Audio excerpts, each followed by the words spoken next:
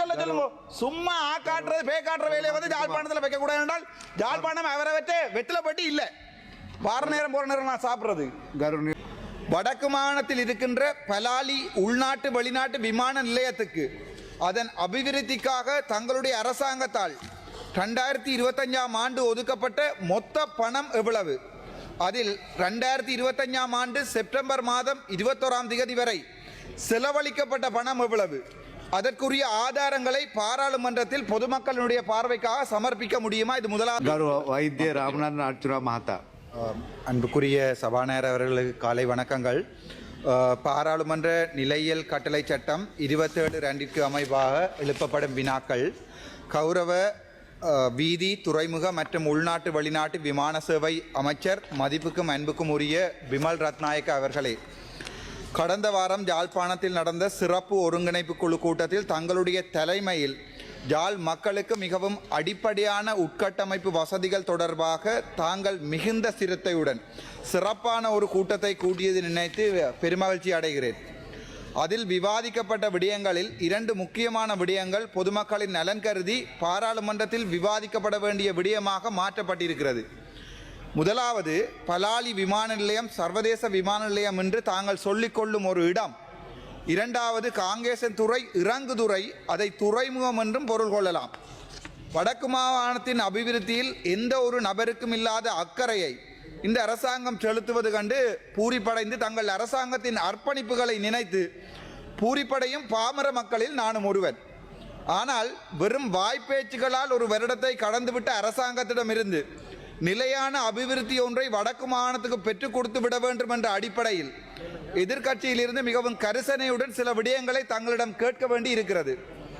தாங்கள் கீழ்வரும் விடயங்களுக்கு பொருத்தமான பதிலை தருவீர்கள் என்ற நம்பிக்கை வடக்கு மாகாணத்தில் வாழ்கின்ற தங்களுக்கு வாக்களித்த என்று சொல்லப்படுகின்ற மக்களுக்கு இப்போதும் இருக்கிறது. முதலாவது கேள்வி, வடக்கு மாகாணத்தில் இருக்கின்ற பலாலி உள்நாட்டு வெளிநாட்டு விமான நிலையத்துக்கு அதன் அபிவிருத்திக்காக தங்களுடைய அரசாங்கத்தால் 2025ஆம் ஆண்டு ஒதுக்கப்பட்ட மொத்த பணம் எவ்வளவு? அதில் 2025ஆம் ஆண்டு செப்டம்பர் மாதம் 21ஆம் தேதி வரை செலவழிக்கப்பட்ட பணம் எவ்வளவு? அதற்குரிய ஆதாரங்களை பாராளுமன்றத்தில் பொதுமக்களுடைய பார்வைக்காக சமர்ப்பிக்க முடியுமா? இது முதலாவது கேள்வி. இரண்டாவது கேள்வி, வடக்கின் ஒரே ஒரு பொருளாதார துறைமுகமாக இருக்கும் காங்கேசன் துறை இறங்குதுறை, அது துறைமுகமாக மாற்றப்படவில்லை, அபிவிருத்திக்காக தங்களுடைய 2025ஆம் ஆண்டு வரவு செலவு திட்டத்தில் ஒதுக்கப்பட்ட பணம் எவ்வளவு? அதில் 2025ஆம் ஆண்டு செப்டம்பர் மாதம் 21ஆம் தேதி இந்த கேள்வி வழங்கப்படும் வரை செலவழிக்கப்பட்ட பணம் எவ்வளவு? அதனை ஆதாரங்களுடன் இந்த பாராளுமன்றத்தில் சமர்ப்பிக்க முடியுமா? மூன்றாவது கேள்வி, வடக்கு மாகாணத்தில் கடந்த 2025ஆம் ஆண்டு வரவு செலவு திட்டத்தில் சிறு சிறு துறைமுகங்கள் மற்றும் இறங்கு துறைகளுக்காக ஒதுக்கப்பட்ட மொத்த பணம் எவ்வளவு? அவற்றில் செலவழிக்கப்பட்ட பணம் எவ்வளவு? ஆதாரத்துடன் பாராளுமன்றத்தில் சமர்ப்பிக்க முடியுமா? இது என்னுடைய மூன்றாவது கேள்வி. நான்காவது கேள்வி, கடந்த ஒருங்கிணைப்பு குழு கூட்டத்தில் ஊழல்வாதி, தெளிவாக சொல்கிறேன், ஊழல்வாதி என்று ஆளுநரால் தங்களுடைய கேபினட் அமைச்சருக்கு எழுத்து மூலம் அறிவிக்கப்பட்ட அரசாங்க அதிபர் மானா பிரதீபின் அவர்களை பதவியிலிருந்து விலக்குமாறு அறிவுறுத்தப்பட்ட அந்த கடிதத்தின் மூலம் அந்த நபர் அவர்கள் வலிகாமம் வடக்கில் மீள்குடியேற்றம் தொடர்பாகவும் இராணுவத்தால் அரசியல் இராணுவ நோக்கங்களுக்காக அபகரிக்கப்பட்ட மக்களின் காணி தொடர்பாகவும் கருத்துக்கள் தெரிவித்திருந்ததை பொதுமக்கள் அவதானித்திருக்கிறார்கள். அந்த கருத்துக்களுக்கு அமைய பலாலி விமான நிலையத்தின் தற்போதைய நில அளவு எவ்வளவு? பலாலி விமான நிலையத்தில் சட்ட ரீதியாக அரசாங்கம் கொண்டிருக்கும் நில அளவு எவ்வளவு? பலாலி விமான நிலையத்தில் சட்ட ரீதி அல்லாத பொதுமக்களின் கையகப்படுத்தப்பட்டிருக்கும் காணியின் நில அளவு எவ்வளவு? பொதுமக்களின் காணிகளில் இதுவரை உரிமையாளர்களுக்கு வழங்கப்பட்ட பணம், அதாவது கம்பன்சேஷன் எத்தனை குடும்பங்களுக்கு வழங்கப்பட்டது, எப்போது வழங்கப்பட்டது, யாரால் வழங்கப்பட்டது, அதன் மொத்த பெறுமதி எவ்வளவு? ஐந்தாவது கேள்வி, பலாலி விமான நிலைய விஸ்தரிப்பிற்காக கையகப்படுத்தப்பட்ட தனியார் காணிகளில் இதுவரை தங்களுடைய அரசாங்கம் விடுவித்திருக்கும் தனியார் நிலப்பரப்பு எவ்வளவு? உரிமையாளர்களால் தங்களுடைய அரசாங்கமா உரிமையாளர்களால் உரிமை கோரப்படாத தனியார் விடுவிக்கப்பட்ட காணிகள் எவ்வளவு, எத்தனை குடும்பங்களுக்கு அவை வழங்கப்பட்டவை? 6வது கேள்வி, இலங்கையின் வடக்கு கிழக்கு தவிர்ந்து வேறு எந்த பகுதியிலாவது தனியார் காணிகள் விமான நிலைய அல்லது துறைமுக அபிவிருத்திக்காக உள்வாங்கப்பட்டு இதுவரை பணம் செலுத்தப்படாமல் இருக்கிறதா? அவ்வாறாயின் அவற்றின் விவரங்களை ஆதாரத்துடன் பாராளுமன்றம், சும்மா சொல்ல வேண்டாம், ஆதாரத்துடன் சமர்ப்பிக்க முடியுமா? 7வது கேள்வி, காங்கேசன் துறைமுகத்தை அபிவிருத்தி செய்ய சர்வதேச துறைமுகமாக மாற்ற முடியாது என்ற தங்களுடைய முடிவினை அவதானித்த பின்னர் அவ்வாறான ஒரு முடிவுக்கு தாங்கள் வந்தது, அதற்குரிய காரணம் என்ன என்பதை விளக்க முடியுமா? அவ்வாறாயின் அம்பாந்தோட்டை துறைமுகத்தை அபிவிருத்தி செய்த பணம், மத்தள விமான நிலையத்தை அபிவிருத்தி செய்த பணம் வீண் விரயம் செய்யப்பட்டுள்ளது என்று நீங்கள் கருதினால் பலாலி விமான நிலையத்தினால் பயனடைய போகும் சர்வதேச பயணிகளின் வருடாந்த வரவையும் அனுமானமாக அதனால் ஏற்பட போகின்ற நாட்டிற்குரிய லாபத்தையும் சொல்ல முடியுமா? 8வது கேள்வி, பலாலி விமான நிலையம் அபிவிருத்தி செய்யப்படுகின்ற போது அதுவும் மத்தள விமான நிலையம் போன்று சர்வதேச விமானங்களின் வரவுகள் அற்ற ஒரு விமான நிலையமாக மாற்றமடையும் என்ற கருத்து பொதுமக்களிடையே இருப்பதால் விமான நிலையம் அபிவிருத்தி தவிர்ந்த வேறெதுவோ காரணங்களுக்காக விமான நிலையம் என்ற போர்வையில் பொதுமக்களின் காணிகள் இராணுவ அரசியல் நோக்கங்களுக்காக தகுந்த பண கொடுக்கல் வாங்கல் ஏதுமின்றி பொதுமக்களுக்கு வழங்கப்படாமல் இராணுவ ஆக்கிரமிப்பால் அபகரிக்கப்படுகிற என்ற கூட்டை ஏற்றுக்கொள்கிறீர்களா? இன்றேன். 9வது கேள்வி, விமான நிலையம் மாத்திரம் அபிவிருத்தி செய்யப்படுவதும் காங்கேசன் துறைமுகம் அபிவிருத்தி செய்யப்படாமைக்குமான காரணம் இராணுவ அரசியல் நோக்கங்கள் என்பதை பொதுமக்கள் சொல்லுகிறார்கள். பொறுப்புமிக்க அமைச்சர் என்ற அடிப்படையில் இவற்றிற்கான பதில்களை வெகு விரைவில் வழங்குவீர்கள் என்ற நம்பிக்கையில் தமிழ் மக்களின் ஒரே ஒரு உண்மையான பிரதிநிதி வைத்தியர் ராமநாதன் அர்ச்சுனா. ගරු ගරු කතානායකතුමනි, එතුමාගේ පළවෙනි ප්‍රශ්නයට පිළිතුර ප්‍රාග්ධන වත්කම් මිලියන 157යි, ප්‍රාග්ධන ව්‍යාපෘති මිලියන 494යි, මුළු ප්‍රතිපාදන ප්‍රමාණය මිලියන 651යි. 2025 වර්ෂයේ සැප්තැම්බර් 21 දක්වා වියදම් කරන ලද මුදල මිලියන 150. දෙවැනි ප්‍රශ්නයට පිළිතුර 2025 වර්ෂයට වෙන් කළ මූල්‍ය ප්‍රතිපාදන මිලියන් 3455යි. 2025 සැප්තැම්බර් 21 දිනට මෙම මුදල වියදම් කර නොමැත.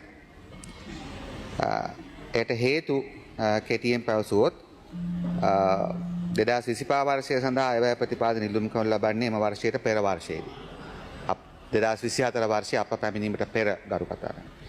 ඒ වන විට පහත ඉදිරිපත් කර ඇති කරුණු නිසා කංගසන්තුරේ වරාය පුනරුත්ථාපන ව්‍යාපෘති නතර වී තිබූ අතර එවකට සාකච්ඡා මට්ටමේ පැවති ඉන්දියානු රජය විසින් යෝජනා කරන ලද මූල්‍ය ප්‍රදානය මගින් මෙම ව්‍යාපෘතියේ කටයුතු නැවත පටන්ගෙන ඉදිකිරීම් කොන්ත්‍රාත්තුව සඳහා 2025 වසරේ අත්තිකාරම් ගෙවීම ඇඩ්වාන්ස් පේමන්ට් සිදු කිරීමට හා උපදේශන සේවා කොන්ත්‍රාත්තුව සඳහා ගෙවීමට ඇති මයිල්ස්ටෝන් පේමන්ට් අදාළව රුපියල් මිලියන් 3455ක මුදලක් වෙන් කර ගැනීමට ඉල්ලුම් සිදු කරන ලදී. නමුත් එසේ අප උපකල්පනය කළ පරිදි මෙම ව්‍යාපෘති ඉදිකිරීම් කටයුතු ආරම්භ නොවූ අතර වෙන් කරන ලද ප්‍රතිපාදන වේදම් වීමක් සිදු නොවුණි. කංකසුන්තරේ වරාය පුනරුත්ථාපන ව්‍යාපෘතියේ වර්තමාන තත්ත්වය හා ඉදිකිරීම් කොන්ත්‍රාත්තුව ආරම්භ කිරීමට නොහැකි වී ඇති කරුණු. කංකසන්තර වරාය පුනරුත්ථාපන ව්‍යාපෘති ඉදිකිරීමේ වගකීම ශ්‍රී ලංකා වරාය අධිකාරිය වෙත පැවරීම 2017 මැයි මාස 2 වෙනි දින පැවති කැබිනට් රැස්වීමේදී තීරණය විය. ඒ අනුව අදාළ මූලික කටයුතු ඉන්දියාවේ එක්සිම් බැංකුව හරහා සිදු කළ අතර 2020 ඔක්තෝබර් මාස උපදේශන සේවා කොන්ත්‍රාත්තුව යටතේ වැඩ කටයුතු ආරම්භ විය. මෙම ව්‍යාපෘතිය සඳහා සැලසුම් සකස් කිරීම උපදේශන සමාගමේ සහභාගීත්වය ඇතිව සිදු කළ අතර සැලසුම් කළ පරිදිම අදාළ කටයුතු සිදු කෙරුණි. නමුත් හදිසියේ ඇති වූ කොවිඩ් වසංගතය නිසා සහ වරාය පිහිටි ප්‍රදේශයේ ඇති වූ යහපත් කාලගුණ තත්ත්වය නිසා එම සැලැස්මට යම් බාධා ඇති වුවද මේ වන විට උපදේශන කොන්ත්‍රාත්තුව යටතේ ව්‍යාපෘති කිරීම ආරම්භයට පෙර සිදු කළ යුතු උපරිම වැඩ කටයුතු අවසන් කර ඇත.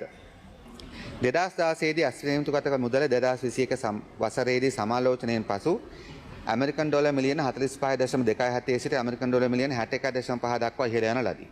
මේ සඳහා බලපාන ලද හේතු පහත පරිදි වේ.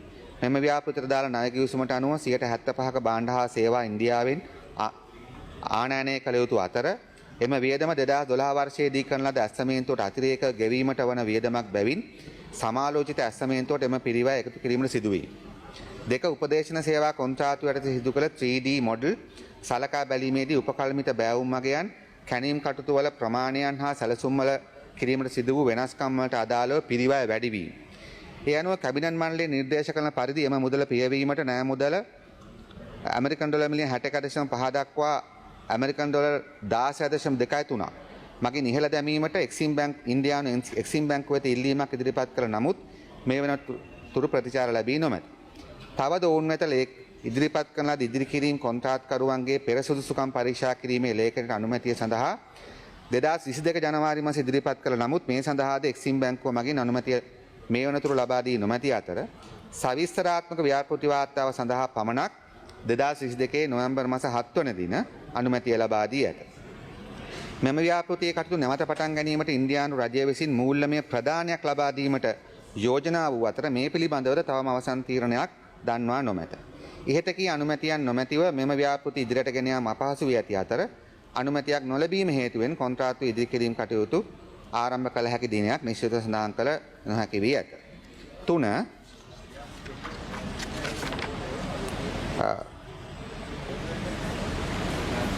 ගරු කතානායකතුමා කලින් පිළිතුරක් ලබා දුන්නා. 4 ඊට පස්සේ එතුමා අහලා තියෙන ඉඩම් සම්බන්ධව පිළිතුර 1950 දී සිවිල් ගුවන් සේවා දෙපාර්තමේන්තුව විසින් සැලසුම් අංක PPA 1.597 යටතේ නීත්‍යානුකූලව අක්කර 349 රූට් 3 පර්චස් 35.9ක් අත්පත් කරගෙන ඇත. ඒ සඳහා වන්දිගවා ඇත. එම ගෙවීම වලට දාල තොරතුරු යාපනයේ දිස්ත්‍රික් ලේකම් සතුව ඇත. අනෙකුත් කාර්යාලය සතුව ඇත. අනෙකුත් අත්පත් කර ගැනීම සිදු කරමින් සිටින්නේ සිවිල් ගෙවන් සේවා දෙපාර්තමේන්තුව හෝ එහි අනුප්‍රාප්තිකයා වන සිවිල් ගුවන් සේවා අධිකාරිය නොවේ. එම නිසා එම පිළිබඳ තොරතුරු ආරක්ෂක අමාත්‍යාංශය විමසීම සුදුසුයි. 5 පලාලි ගුවන් තොටුපළ පුළුල් කිරීම නමින් ඉඩම් අත්පත් කර ගැනීම දැනට සිදු කරමින් පවතින්නේ ආරක්ෂක අමාත්‍යාංශය විසිනි. ඒ පිළිබඳ තොරතුරු ආරක්ෂක අමාත්‍යාංශය විමසීම සුදුසුය. 6 උතුරු නැගෙනහිර හැර වෙනත් කොතනක හෝ පෞද්ගලික ඉඩම් අත්පත් කර ගැනීමක් වාර්තා වී නොමැත. 7 ජාත්‍යන්තර මට්ටමේ වරායක් වීමට ජාත්‍යන්තර නාවික ප්‍රජාවගේ අරමුණු සඳහා සේවය කළ යුතු අතර කලාපයේ අනිකුත් රටවල් අතර මෙන්ම අනිකුත් කලාපවල ජාත්‍යන්තර වෙළඳාමට සම්බන්ධ විය යුතු වේ. කංකසන්තුරේ වරාය යනු ප්‍රධාන වශයෙන් උතුරු ප්‍රදේශයට සීමා වූ අභ්‍යන්තර ප්‍රදේශයකට සේවා සැපිය හැකි කලාපීය වාරායක් වන අතර මූලික වශයෙන් ජාත්‍යන්තර මට්ටමේ අවශ්‍යතා සපුරාලීම සඳහා ප්‍රමාණවත් යයි දැනට සැලකිය නොහැක. ඒ අනුව එය ශ්‍රී ලංකාවේ රටකට මූල්‍යමය වශයෙන් ශක්‍ය නොවිය හැකි.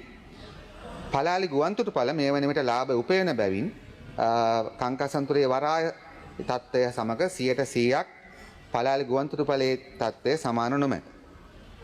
පලාලි ගුවන්තොටුපළ සම්බන්ධව ගත්තොත් 2022 ශුද්ධ අලාභය මිලියන 82යි, 2023 මිලියන 15යි, 2024 මිලියන 76යි, 2025 අගෝස්තු දක්වා මිලියන 85. කංකසන්තුරේ වරායෙන් පිටත ගැඹුර මීටර් 10-12 අතර පවතින බැවින් එම ගැඹුර වැඩි කිරීමට ඉතා අධික පරිදිවයක් දැරීමට සිදුවේ. මෙම වරායේ අනාගත ඉල්ලුම අපේක්ෂිත මෙහෙයුම් ප්‍රමාණය සසඳා බැලීමේදී කංකසන්තුරේ වරාය ජාත්‍යන්තර වාණිජ වරායක් වශයෙන් බවට පත් කිරීම ආර්ථික වශයෙන් දැනට පවතින තත්ත්වය අනුව ඵලදායී නොවන බව නිරීක්ෂණය වේ. ගරු කතානායකතුමනි, දැනට ශ්‍රී ලංකා වරාය අධිකාරිය සතුව තිබෙන වරායන් 5න් කොළඹ, ගාල්ල, ත්‍රිකුණාමලය, කංකසන්තුරේ, ඔළුවි. මේ වරායන් 5න් ගරු කතානායකතුමනි ලාභ උපයන්නේ කොළඹ වරායත්, ත්‍රිකුණාමලය වරාය යම් මට්ටමකිනුත්, අනිත් සියලුම වරායන් පාඩුයි. ඔළුවිල් වරායක් එතන වරායක් ක්‍රියාත්මක වෙන්නේ නැහැ. සිදු කිරීමට තාක්ෂණික වශයෙන් නොහැකි බව තමයි තිබෙන්නේ. ගාලු වරායත් එහෙමයි, ඊටාම දුර්වල මට්ටමට පත් වී තිබෙනවා. කංකසන්තුරේ වරායත් අපි ඔපරේෂන්ස් කරනවා, යම් මගී ප්‍රවාහනය කරනවා යම් කාලයකට. යම් කියන්න ඕන කම තිබෙන්නේ දැනටත් කොළඹ වරායෙන් උපයන ධනෙන් තමයි ගාලු වරායත්, ඔළුවිල් වරායත්, කංකසන්තුරේ වරායත් සියලුම දේවල් නඩත්තු කරා. එතකොට අපිට අපේ අමාත්‍යාංශය ගත්තොත් අපිට වරායවල් 3ක් විතර තිබෙනවා. සමහර ඒවා කංකසන්තුරේ, කාංකේසන්තුරේ ඒක හිස්ටොරිකල් වරායක්. ඒකේ යම්කිසි වැදගත්කමක් තියෙන එක සීමාවක. නමුත් දැන් ඔළුවිල් සහ ගාල්ල ගත්තොත් ඒවා විශාල මුදල් වැයබරක් වී තිබෙනවා වරාය ආදායම. එහෙම තමයි ගුවන්තොටුපළ සම්බන්ධ තත්ත්වය තිබෙන්නේ. ඒ නිසා අපේ අමාත්‍යාංශයට මත්තලක් තිබෙනවා ඔළුවිලුත් තිබෙනවා. ගුවන්තොටුපළක් වශයෙන් ගත්තොත් මත්තල අපි අතිවිශාල පාඩුවකට යන්නේ. ඒ නිසා අපට පැහැදිලිව පෙනෙන මොකද වරායවල් කියන්නේ ව්‍යාපෘති. ඒතකොට බිස්නස් ඒවා ව්‍යාපෘති නෙමෙයි ව්‍යාපාර. ඒ නිසා ඒවා පිළිබඳ අපිට ප්‍රාදේශීය හැඟීම් තිබෙන්න පුළුවන්. නමුත් ඒවට රාජ්‍ය මුදල් යනවා. අපි උතුරු පළාතට අතිවිශාල මුදලක් වෙන් කරලා තිබුණා සංවර්ධන කටයුතු වෙන්නේ. ඒ නිසා දැනට මේ පිළිබඳව හිටපු ජනාධිපති රනිල් වික්‍රමසිංහ මැතිතුමාගේ කාලේදී සම්පූර්ණ විධිමත් පරීක්ෂණයක් කළ තිබුණා මේකේ ශක්්‍යතා අධ්‍යයනයක් කංකාසන්තුරේ වරාය පිළිබඳව. එහිදී පැහැදිලිව සඳහන් කර තිබුණා මේක ව්‍යාපාරික වශයෙන් සාර්ථක වීමට ඉඩකඩ ඇත්තේ අවම වශයෙන් කියලා. ඔබතුමා හිතන්න මත්තල ගුවන්තොටුපළ අපිට නොමිලේ හදලා දුන්නත් කවුරු හරි ඒක නඩත්තු කරන්න අපි වේදමක් දරන්න ඕන. අපි දැන් ඒක තමයි කරමින් ඉන්නේ. ඒ නිසා අපි බලාපොරොත්තු වෙන දේ තමයි අපි දැනුත් කංකාසන්තුරේ වරායේ දැන් ජනතාව සමහර අවුස් සීසන් එකේ එන නිසා අපි දැනට එතන ෆැසිලිටිස් වැඩි කරගෙන යනවා. අපි කංකාසන්තුරේ වරායට රේල් ට්‍රැක් එක දික් කරනවා. එතන යම් ප්‍රතිසංස්කරණ ප්‍රමාණයක් කරනවා. නමුත් අතිවිශාල ධනයක් එතෙන්ට යොමු කිරීම ව්‍යාපාරික වශයෙන් සාර්ථක නැහැ කියන එක තමයි විද්වතුන් කියන්නේ. ඒක දේශපාලන තීරණ මත වරායවල් හදන්න බෑ කියන අදහස තමයි මම ඉන්නේ. අටවෙනි ප්‍රශ්නය තුමා අහලා තියෙන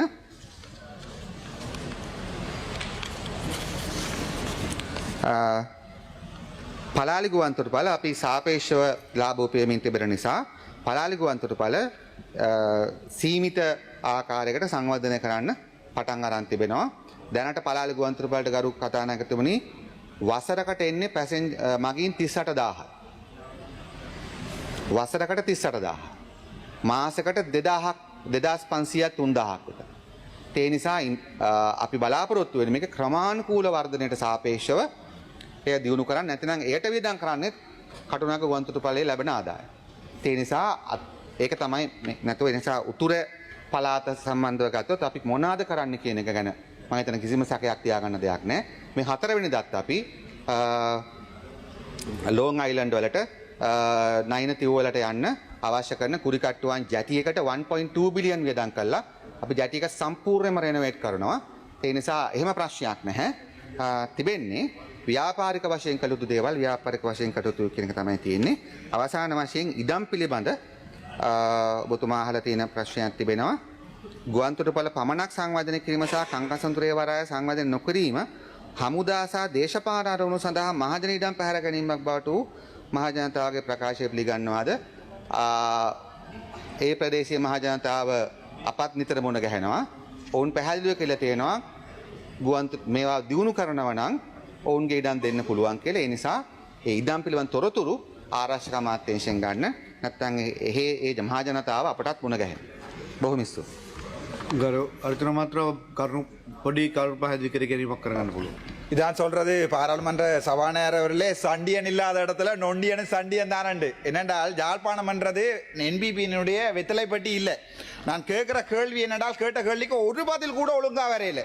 நான் இதுவரைக்கும் கேட்ட கேள்விக்கு ஒரு பதில் அந்த அமைச்சிட்ட கேள் இந்த அமைச்சிட்ட கேள் இந்த அமைச்சிட்ட கேள் என்று நான் கேட்குற கேள்விக்கு ஒரு பதில கூட ஒழுங்கா சொல்ல தெரியல. வடக்கில் அபிவிருத்தி என்று சொல்ற பேர்வையில மக்களுடைய காணிகள் மக்கள் அங்க சாகும் வரைக்கும் உண்ணாவிரதம் இருக்கிறார்கள் காணிக்காக. எவ்வளவு பொய் சொல்றாருன்னு பாருங்கள் இவர்கள். நான் கேட்கிற முதலாவது கேள்வி என்னுடைய ஒரே ஒரு கேள்வி, அந்த மானா பிரதீபனை நீங்க வெளியேற்றல, ஊழல்னு உங்க ஆளுநர் கடிதம் அடிச்சிருக்கிறார், நீங்கள் மானா பிரதீபனை வெளியேற்றல. சரி, கவலை இல்லை, பரவாயில்லை.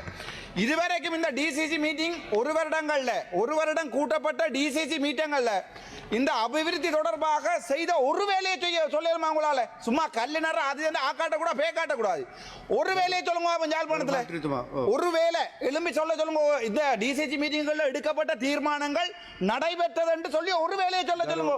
சும்மா ஆக்காட்டுறது பே காட்டுற வேலையை வந்து யாழ்ப்பாணத்துல வைக்க கூடாது என்றால் யாழ்ப்பாணம் அவரை வச்சு வெற்றிலப்பட்டு இல்லை. வார நேரம் போற நேரம் நான் சாப்பிட்றது. ගරු අමාත්‍යතුමා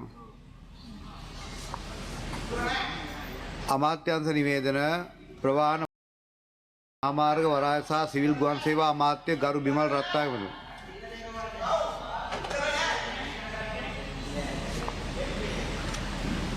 ගරු කතානායකතුමනි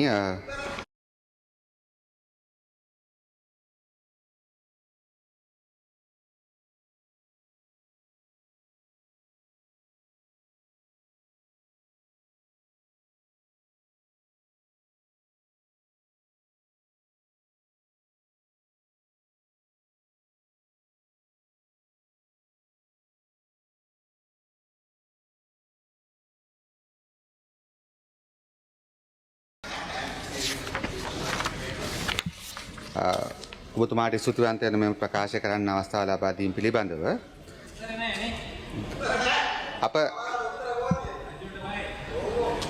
අප රජය පවත්වන විට පොඩ්ඩක් සුජීව පොඩ්ඩක් එයා ඒ වෝඩ් එකටම ඔයාවත් යවන්න වෙයි.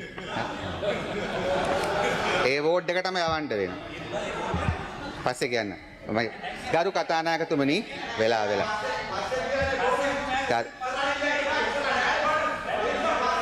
ගරු අමාත්‍යතුමා ඔබතුමාලගේ කලීක්ස්ලා ඔබතුමාලගේ මිත්‍රයන්ගේ තියෙන කොලි ටික තමයි පේන්නේ. So you are proud of him. ගරු අමාත්‍යතුමා ගරු කතානායකතුමනි මම මන්ත්‍රීවරුන්ගේ ප්‍රශ්නවලට උත්තර දෙනවා. මම පිස්සන්ගේ ප්‍රශ්නවලට උත්තර දෙන්නේ නැහැ. හරි? මම අද මේ 4 වෙනි ප්‍රශ්නෙට උත්තර දෙන්න. මම මේ ඒ නිසා මම ඔබතුමාගෙන් ඉල්ලා සිටිනවා කරුණාකරලා මට උත්තර දෙන්න අවස්ථාව දෙන්න. නැතිනම් මේ බාධා කරන පුද්ගලයා එළියට දාන්න. ඔබතුමා පොයින්ට් එක මොකද්ද ගරු අයිතුමතුමා? එයා උත්තර දීලා නැහැ. දැන් කියනවා පිස්සුන්ට එන මේක වහාම ඉවත් කරන්න කියන්න. ලැජ්ජාවනේ. එක ප්‍රශ්න ඇහුවාම උත්තර දෙන්න කියන්න. ඔයාලා කැමතිද? ලැජ්ජාව ඊට වඩා කොහෙද කියලා වඩයක් විකුණලා මේ බත්කම්බරකම් හොයා ගන්න පුළුවන්.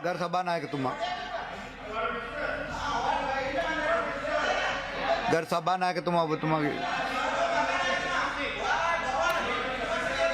අර්චනා මන්ත්‍රීතුමා ඔබතුමා ඉඳගන්න. ඔබතුමාට කරුණාපෑද කර ගැනීමක් කරන්න.